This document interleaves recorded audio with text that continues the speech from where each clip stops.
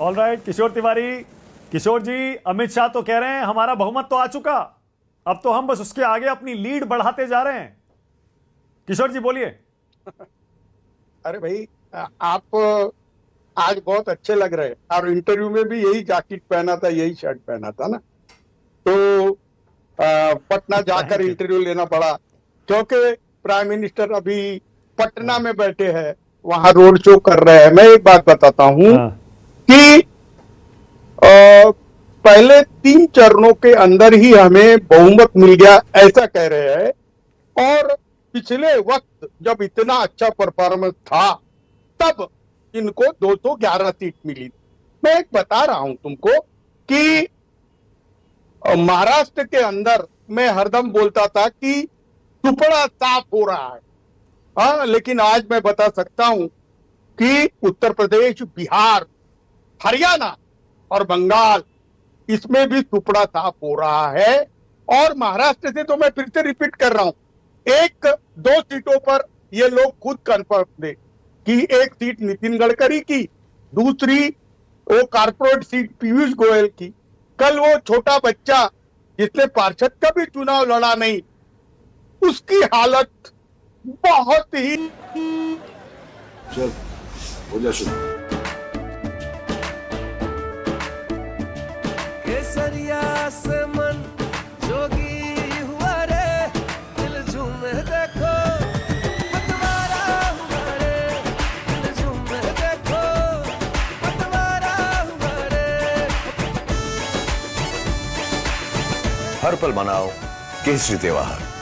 विमल, बोलो जुबान केसरी। मजबूत है। मैं अभी बता रहा हूं, बंबई में बीजेपी की एक भी सीट नहीं आ रही, वैसे विदर्भ में भी नहीं आ रही, मराठवाड़ा में भी नहीं आ रही। अब मैं पंकजा मुंडे या नितिन गडकरी, मैं इसमें चाहूंगा कि नितिन गडकरी चुन के आ जाए, क्योंकि मुझे लगता है कि बीजेपी को नया चेहरा मिलने पे नए साथी मिल सकते हैं। लेकिन सुरेंद्र राजपूत ने जो कहा है, तो ये लगता है कि चाचा और भतीजे में बहुत अंडरस्टैंडिंग हो गया है। राजीव रंजन, आप कितना भी बोलो, लेकिन चाचा जी 1 जून के बाद ही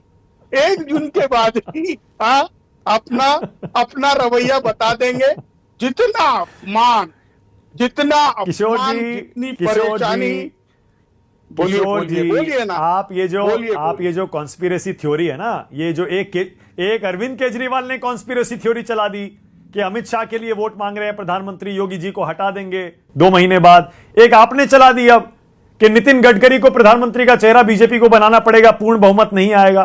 कमाल है, आप कहां से कौन सी थ्योरी ला रहे हैं आप किशोर जी, कहां से ला रहे हैं? अरे नहीं, देखो, जो लोग 400 पार बोलते, या जो लोग संजू वर्मा तरीके वही टेप रिकॉर्ड आप टीवी पे आके भी बजाते, तो मैं एक बात बता रहा हूं, वास्तविकता में मोदी जी 10 साल तक प्राइम मिनिस्टर रहे, उनकी उपलब्धियों में खामियां रही, लोगों की नाराजगी दिख रही है। किसानों में नाराजगी थी, उत्तर प्रदेश में नाराजगी है। अरे स्मृति ईरानी की हालत पतली है। अरे किशोर जी, एक मिनट किशोर जी, बताइए, एक मिनट किशोर जी, बताइए, पूछिए। 1 मिनट 40 मिनट के बाद तो बुलाया। आप ये कौन सी नाराजगी की बात कर रहे हैं? अरे नाराजगी, कौन सी नाराजगी की बात कर रहे हैं? चुनाव से ही तो पता चलेगा ना, नतीजों से, कि नाराजगी है या नहीं है। जहां बीजेपी हारी वहां हम मान लेते हैं नाराजगी है। कर्नाटक में नाराजगी थी, हार गई। हिमाचल में नाराजगी थी, हार गई। लेकिन मध्य प्रदेश, राजस्थान, छत्तीसगढ़ अभी तभी तो जीते हैं ये लोग। आप कह रहे हैं नाराजगी है। नहीं, दूसरा सवाल, जो असल सवाल है मेरा, आपने अभी कहा महाराष्ट्र नहीं, आपने कहा यूपी, बिहार, हरियाणा और भी एक राज्य, वहां भी सुपड़ा साफ। बंगाल। ये सुपड़ा साफ की परिभाषा मुझे बताइए जरा, क्या वहां भी यही कह रहे हैं एक भी सीट नहीं आएगी? 1 मिनट, एक भी सीट नहीं। यूपी में जैसे 30 से 40 सीटें कम से कम होने को जा रही। अभी मैं बता रहा हूं कि आंधी है तो फूलपुर की जिसने रैली देखी और जिसने न्यूज 24 का राजू रंजन का शो देखा, वो सब कह रहे हैं कि इतनी नाराजगी कैसे। और मानक, तुम्हारा जो चैनल है, वही एक निष्पक्ष चैनल दिखता है कि जो सच्चाई बता रहा है, नहीं तो दूसरे इसमें वो एंकर रात को भी 400 पार करते। तो अब ये जो 400 पार का बड़ा चीज है, तो ये 400 पार के जगह पे तुम है ना संजू जी स्नान करते वक्त 400 पार किया करो, तो क्या होगा कि 4 जून को आपको नहीं मानसिक पर्सनल मत संतुलन करिए, नहीं होना नहीं किशोर जी पड़ेगा। नहीं, ये गलत कर रहे हैं आप। नहीं किशोर जी नहीं, किशोर जी नहीं, पर्सनल मत करिए। संजू क्या- वर्मा जवाब क्या दीजिए आपकी क्या बारी। करूं? करेक्ट संजू करेक्ट Thank मैं you. करेक्ट कर लेता हूं। Thank you. अच्छा अभी किशोर तिवारी, मैंने आपकी बात सुनी, आप कुछ पर्सनल टिप्पणी भी कर रहे थे, मानक जी ने आपको टोका। ध्यान से मेरी बात सुनिए, मैं आप पर पर्सनल टिप्पणी नहीं करूंगी, मैं मुद्दों पर बात करूंगी। पहली बात तो ये, महाराष्ट्र की बात करते हैं क्योंकि किशोर तिवारी ने यहां महाराष्ट्र के मुद्दों पर बात की और कहा कि अरे मुंबई में तो बीजेपी को एक भी सीट नहीं मिलेगी। मुंगेरी लाल के हसीन सपने की याद दिलाना चाहती हूं इनको। पर एक चीज मैं कहना चाहूंगी, मैंने बात पहले भी आपसे कही थी और आज दोबारा कह रही हूं, बीजेपी को महाराष्ट्र में आज नसीहत और भाषण कौन दे रहा है? उद्धव ठाकरे, जिसके खुद के 73% विधायक उनका साथ छोड़कर एकनाथ शिंदे के गुट में शामिल हो गए। बीजेपी को आज महाराष्ट्र में नसीहत कौन दे रहा है?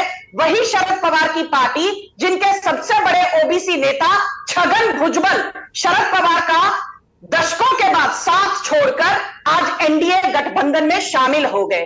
बीजेपी को आज नसीहत कौन दे रहा है? वही नारायण राणे, एक वक्त में शिवसेना में थे, फिर कांग्रेस में थे, आज वो भाजपा में शामिल हो चुके हैं और कोंकण विदर्भ जगह में उनका बहुत दबदबा है, वहां के ये बाहुबली माने जाते हैं।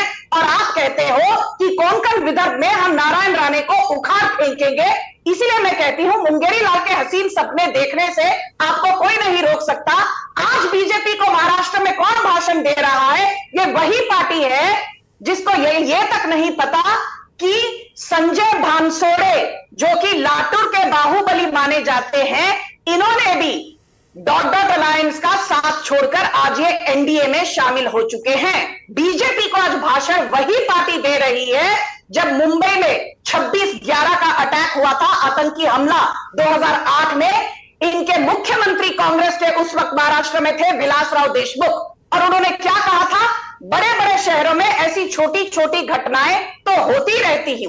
मैं ये दावे के साथ कहना चाहती हूं मानक जी कि पिछले 10 सालों में 26/11 दोबारा नहीं हुआ, क्योंकि नरेंद्र मोदी प्रधानमंत्री हैं।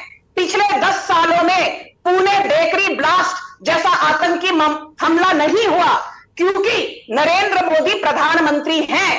पिछले 10 सालों में 2010 में जो चिन्नास्वामी स्टेडियम में बेंगलुरु में आतंकी हमला हुआ था, वैसा हमला नहीं हुआ, क्योंकि प्रधानमंत्री नरेंद्र मोदी आज देश के सर्वोच्च नेता हैं। और इनके कांग्रेस के एक नेता क्या कहते हैं? अरे हेमंत करकरे को तो आरएसएस के एक सहयोगी पुलिस ऑफिसर ने हमलावर करके उनको मार दिया। आप तो देश की आंतरिक सुरक्षा के साथ भी राजनीतिक खिलवाड़ करने से नहीं चूकते, और आप फिर यह अपेक्षा रखते हो कि महाराष्ट्र और मुंबई की जनता आपको जनादेश देगी।